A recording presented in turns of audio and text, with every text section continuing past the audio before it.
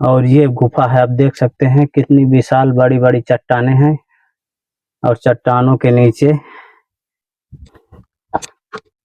आप देख सकते हैं। अभी हम सीधा गुफा के अंदर ही जा रहे हैं। ये महाराज जी का प्रवेश द्वार है। तो दोस्तों महाराज जी हमको झरना दिखाने वाले हैं, जहाँ से अपना स्नान ध्यान करते हैं और क्या पानी पीते हैं।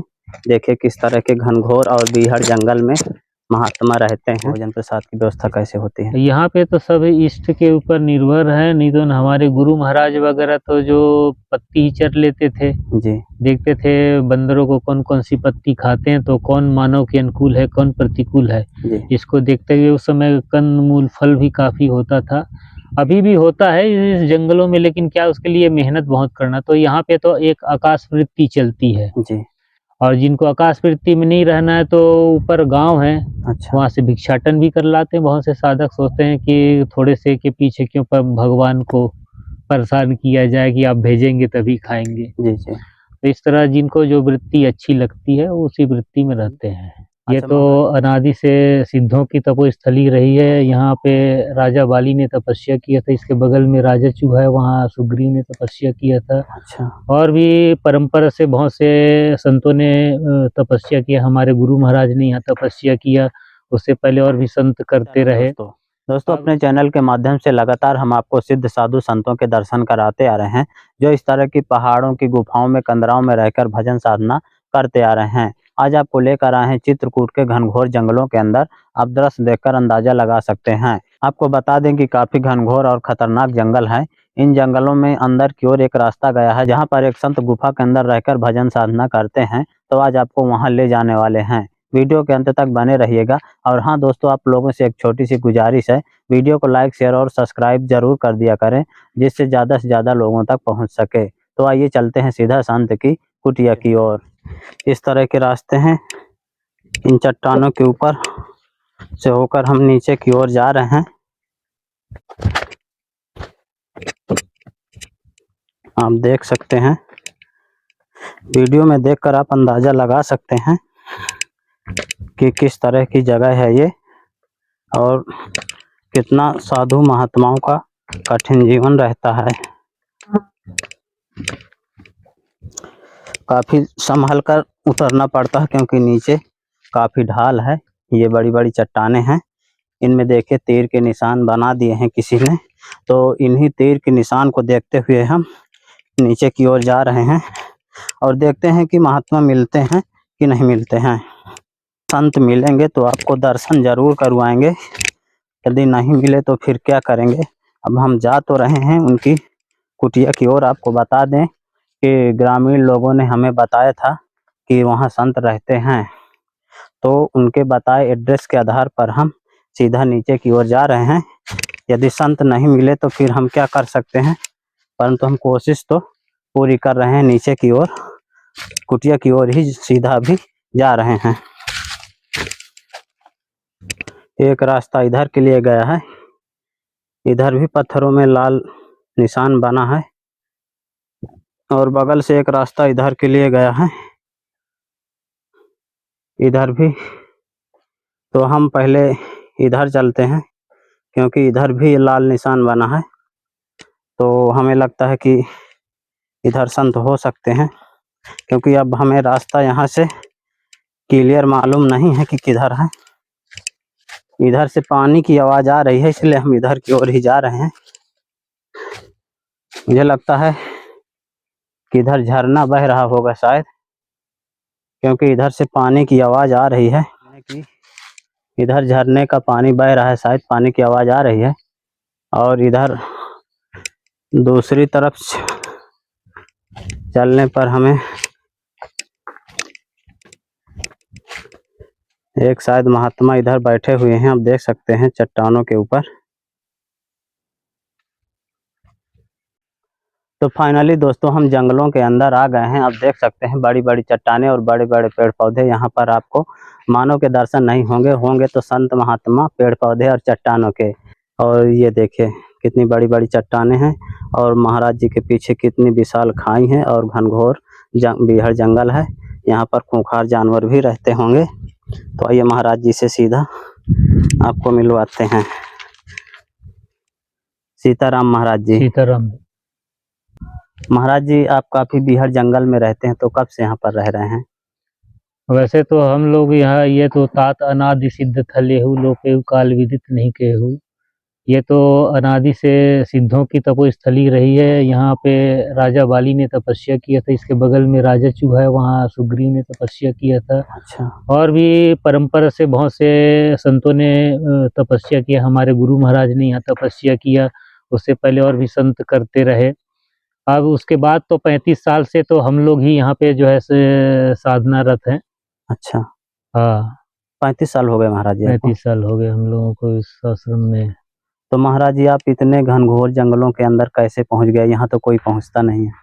बस सत्य की खोज में निकले थे, समर्थ गुरु मिल गए, वो यहाँ पे ले आए हमको। जी जी, बचपन से ही हम लोगों को गुरु महाराज की कृपा हो गई, परमात्मा की कृपा हो गई, इसलिए अनायास ही जो है पढ़ाई लिखाई सब छोड़ के यहाँ पे आके जो है ध्यान में रत हो गए, गुरुओं की सेवा में रत हो गए।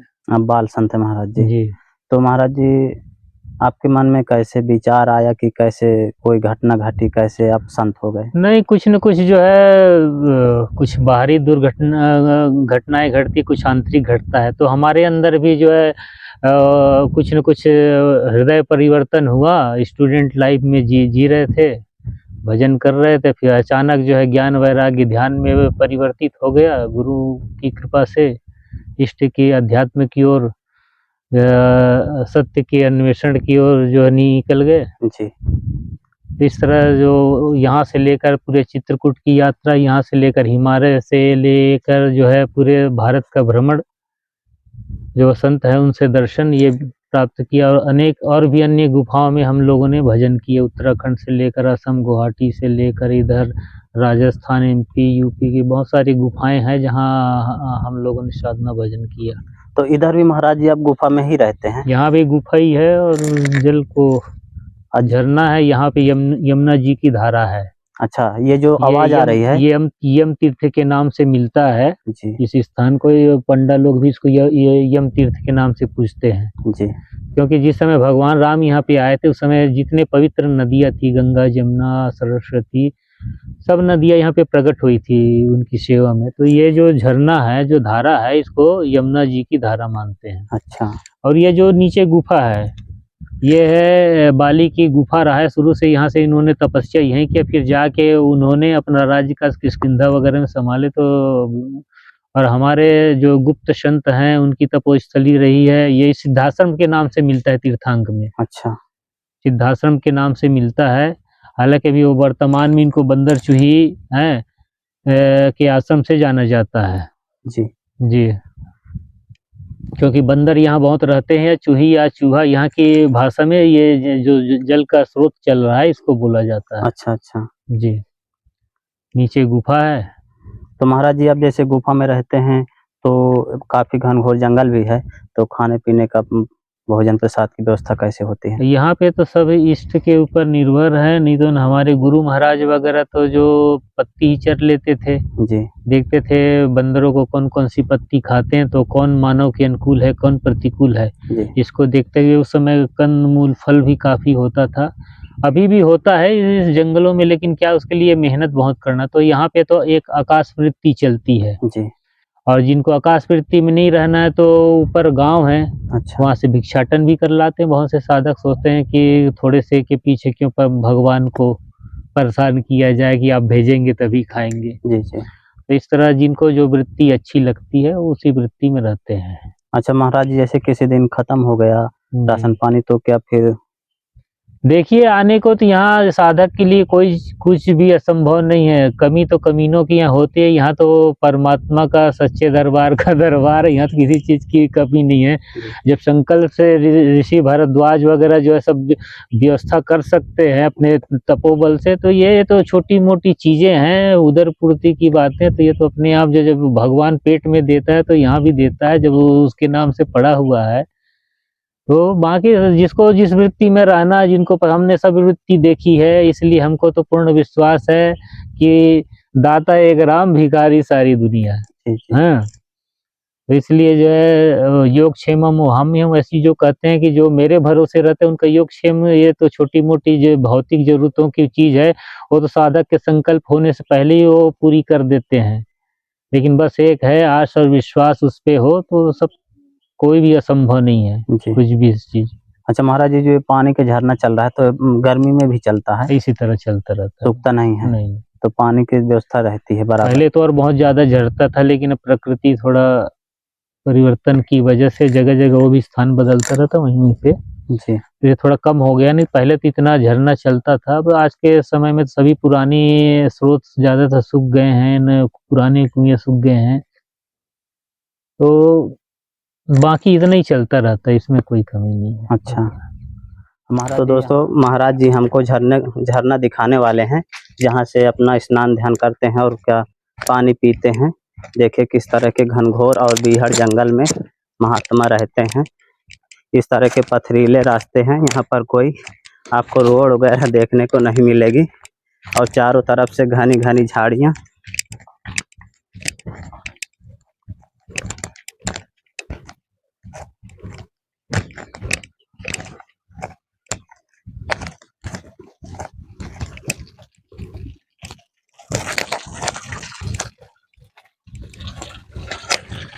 ये देखिए दोस्तों, ये झरने का पानी चल रहा है।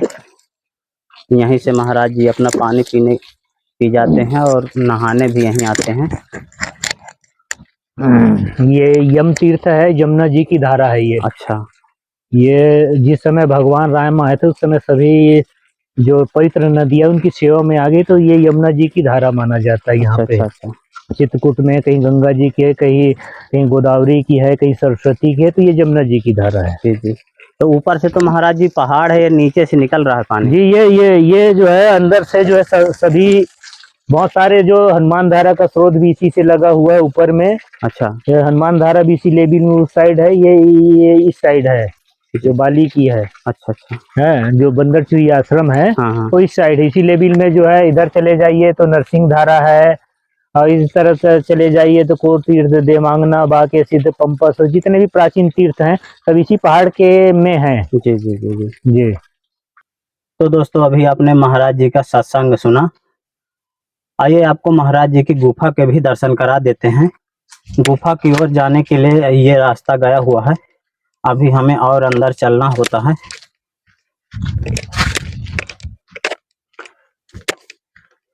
ये देखें, ये रास्ता गया हुआ है।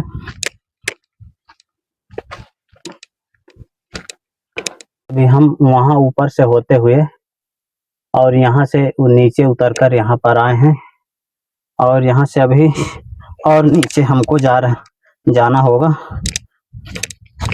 महाराज जी आपकी ये गुफा है पीछे वाली। जी दोस्तों ये देखिए महाराज जी यहाँ पर अपना शायद प्रसाद बनाते होंगे, और ये गुफा है। आप देख सकते हैं कितनी विशाल बड़ी बड़ी चट्टानें हैं, और चट्टानों के नीचे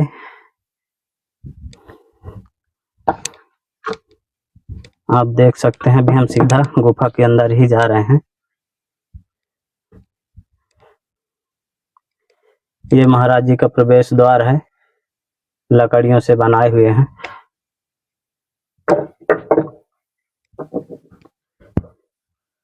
ये है दोस्तों महाराज जी की कंदरा, जहाँ पर रहकर भजन साधना करते हैं। ये महाराज जी का बिस्तर है, और महाराज जी के गुरु जी होंगे शायद, अभी जानकारी लेंगे महाराज जी से। और इधर अपना महाराज जी भोजन प्रसाद बनाते होंगे, आप देख सकते हैं। ये देखें,